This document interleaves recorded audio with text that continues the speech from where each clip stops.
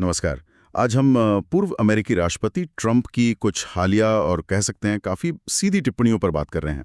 ये Google, Microsoft, Apple जैसी जो बड़ी टेक कंपनियां हैं ना, उनको लेकर हैं। ख़ास तौर पर भारत से पेशेवरों की भर्ती और चीन में उनके मैन्युफैक्चरिंग पर। ये जानकारी एक लेख से है जो वॉशिंगटन में हुए एक एआई समिट में उनके बयानों पर आधारित है। और देखिए, संदेश तो एकदम साफ है, टेक की दुनिया में अमेरिका पहले।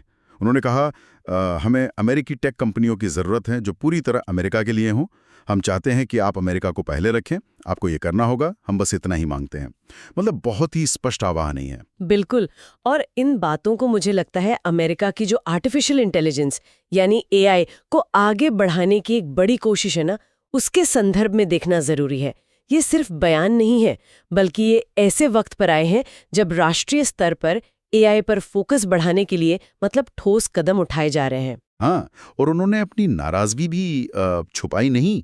साफ साफ बताया कि कैसे ये कंपनियां उनके हिसाब से अमेरिकी स्वतंत्रता का फायदा उठा रही हैं, जबकि अपने कारखाने चीन में लगा रही हैं और भारत से कर्मचारी ला रही हैं। और साथ ही अपने ही देश के नागरिकों को सेंसर करने की बात भी कही। हाँ बिल्कुल, घर पर अपने ही साथी नागरिकों को खारिज या सेंसर कर रही हैं। उनकी चेतावनी तो बहुत सीधी थी। कहा, राष्ट्रपति ट्रंप के तहत वे दिन अब लद गए। जी। और इसी माहौल में एआई को बढ़ावा देने के लिए 3 कार्यकारी आदेशों पर भी हस्ताक्षर हुए हैं। पहला, जिसका नाम भी दिलचस्प है, विनिंग द रेस। इसका लक्ष्य है एआई इंफ्रास्ट्रक्चर जैसे डेटा सेंटर्स वगैरह, इनके विकास में तेजी लाना और नियमों को आसान बनाना। अच्छा। ये सीधे तौर पर वैश्विक एआई दौड़ में अमेरिका की स्थिति मजबूत करने की कोशिश है, खासकर चीन के मुकाबले में। तो मतलब ये सिर्फ घरेलू नीति नहीं, बल्कि ग्लोबल कंपटीशन का भी मामला है।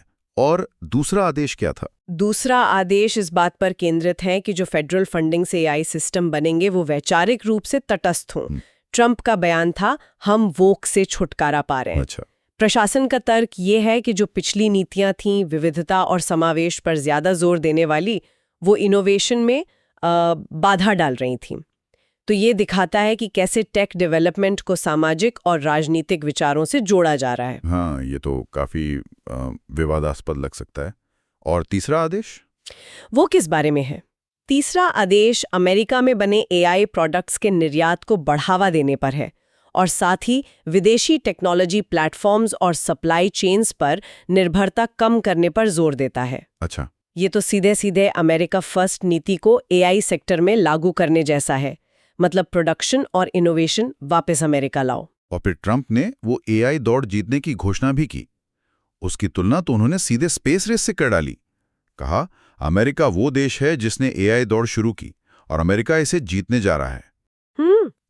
इसे स्पेस रेस के बाद क्षमताओं की सबसे बड़ी परीक्षा बताना, ये दिखाता है कि वो इसे कितनी गंभीरता से ले रहे हैं। बिल्कुल। और इन सब बातों का असर वो महसूस किया जा सकता है। भले ही अभी तक कोई नई वीजा या हायरिंग पॉलिसी की घोषणा ना हुई हो, पर इस तरह की बयानबाजी और ये कार्यकारी आदेश ये software development, data science, AI जैसी फील्ड्स में काम करने वाले भारतीय प्रोफेशनल्स के लिए एक अनिश्चितता का माहौल जरूर बनाते हैं। हाँ, ये तो है। कंपनियां शायद भविष्य की नीतियों के डर से अपने हायरिंग पैटर्न बदलें या वीजा प्रक्रियाओं पर असर पड़ सकता है। तो अगर हम इसे समेटें तो ऐसा लगता है कि ट्रंप प्रशासन ने टेक कंपनियों के जो ग्लोबल ऑपरेशंस हैं और उनकी हायरिंग प्रैक्टिसेस हैं, उनको लेकर एक बड़े नीतिगत बदलाव का संकेत दे दिया है। राष्ट्रीय हित और एआई में ग्लोबल लीडरशिप पर जोर एकदम साफ दिख रहा है। हाँ, और ये हमें स्रोत सामग्री से जुड़े एक अहम सवाल पर लाता है। देखिए, एआई दौड़ जीतने और विदेशी निर्भरता कम करने पर इतना जोर दिया जा रहा है, तो अमेरिकी टेक कंपनियां इस राष्ट्रवादी दबाव के आगे एडजस्ट करने के लिए भले ही अभी कोई खास नियम ना हो, कौन सी लंबी अवधि की रणनीतिक बदलावों पर विचार कर सकती हैं? क्या वो अपनी सप्लाई चेन बदलेंगी? क्या वे घरेलू टैलेंट पर ज्यादा ध्यान देंगी? ये देखना वाकई दिलचस्प होगा कि कंपनियां इस बदलते माहौल में कैसे संतुलन बनाती हैं।